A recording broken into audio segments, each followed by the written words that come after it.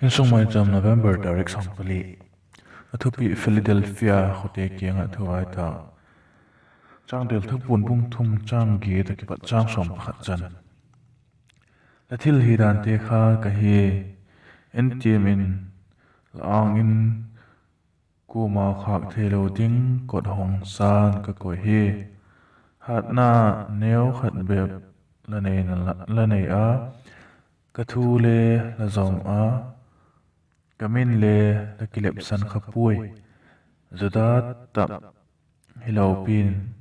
zu thu zuda kitite setan loi ki khop na pang sekte kha ka hun pi a hi amau hun soi ling katin la keng bul a kun saking ka hun he pi dan hi a he na ding on ka thu thok gun chu na chu lavom sing zikin khovel hin patep na laom phat le keman le hun hom bit ding ka he hun wak zing ding ka he kuman lalal khuk ding chu la pi lo na ding in nei sa te kha phatak in bop tum zing tan Philadelphia ko chum hi har lo tak himale dal jesu thu apomu amin apat san puwa ama ading a akin jing un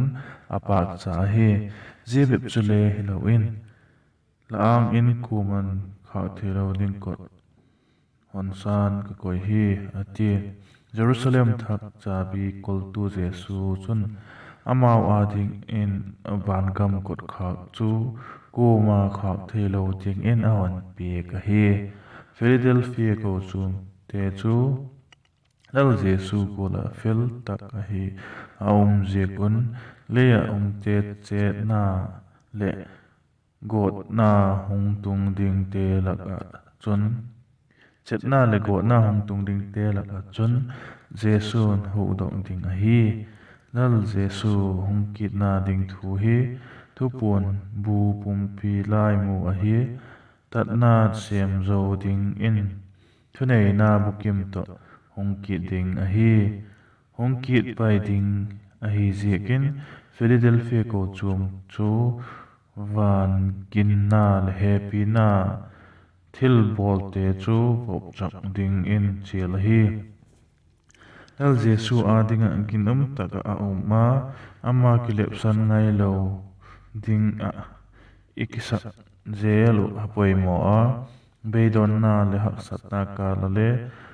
ko chum khum det le pathin gam le jel na ding a chang poi mo I hiu apoi mo hi zigol taka gin a I o chun zautu lal khuk chang en pathin kiang a thamong taka chol ding I hiu zi khovel sul na le ak sat na te boina chi chum te hin